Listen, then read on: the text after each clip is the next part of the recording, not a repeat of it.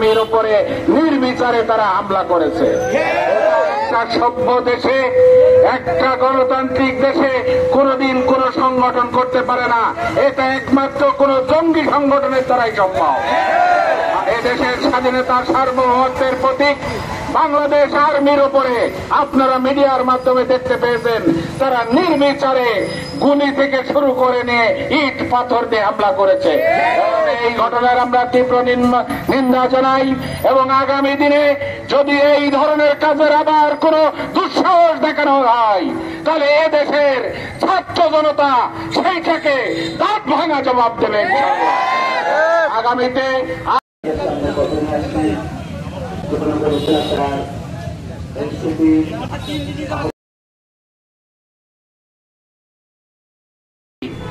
আমরা বলতে চাই এই নগ্ন হামলা তারা যে পরিকল্পিতভাবে করেছে সেটা হাতে সারা দুনিয়ার মানুষ মিডিয়ার মাধ্যমে দেখেছে কিনা। এর উপস্থিতি আমি বলতে চাই তারা হচ্ছে বাংলাদেশে সন্ত্রাসী কায়েম করে, বাংলাদেশের 83 রাজ্য কায়েম করে তারা বাংলাদেশকে একটি অস্থিতিশীল রাষ্ট্রে পরিণত করার জন্য এবং পার্শ্ববর্তী ভারতকে সন্তুষ্ট করার জন্য তারা হচ্ছে তারা লেগে গেছে যে বাংলাদেশ ওদের হাতে তুলে দিয়ে তারা হচ্ছে ক্ষমতায় থাকতে চায়। প্রিয় উপস্থিতি, বাংলাদেশের সেই বৈষম্য বিরোধী ছাত্র আন্দোলন সহ আপামর জনতা সেদিন আন্দোলনের মাধ্যম দিয়ে তাদেরকে বাংলার জমিন থেকে বিদায় করে তাদেরকে নিশ্চিহ্ন করে দিয়েছে, কিন্তু তারা গর্তের ভিতর থেকে বের হয়ে আবার সেই তাদের আসল চরিত্র মানুষের সামনে উন্মোচন করছে গতকাল। সেই জন্য আমরা বলতে চাই সাবধান হয়ে যান, সাবধান হয়ে যান। আপনারা যদি এই ধরনের আচরণ করেন তাহলে সবগুলোকে বিচারের মাধ্যম দিয়ে আপনাদেরকে শাস্তির সম্মুখীন করা হবে ইনশাআল্লাহ।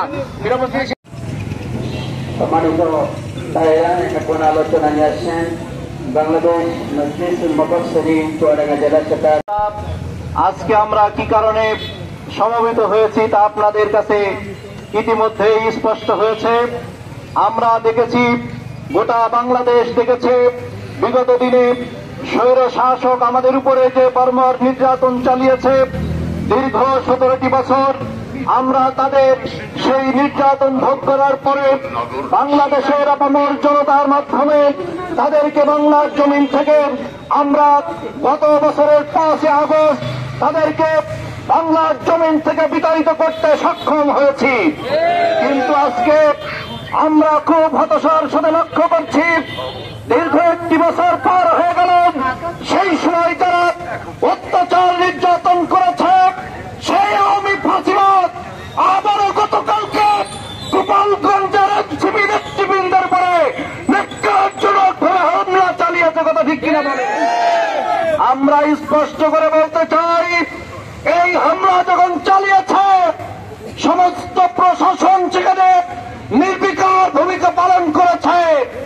আমাদের মনে হয়েছে এই হামলার পিছনে আমাদের সেই অতীতের প্রেতাত্মাদের যে ইন্ধন ছিল, তাদের তৈরি করা যে প্রশাসন, তাদের কারণেই এই হামলা চালাতে তারা সক্ষম হয়েছে। বলতে চাই, আপনারা দুর্বল নয়, আপনারা দুর্বল নন। আপনাদের কাছে সারা বাংলাদেশ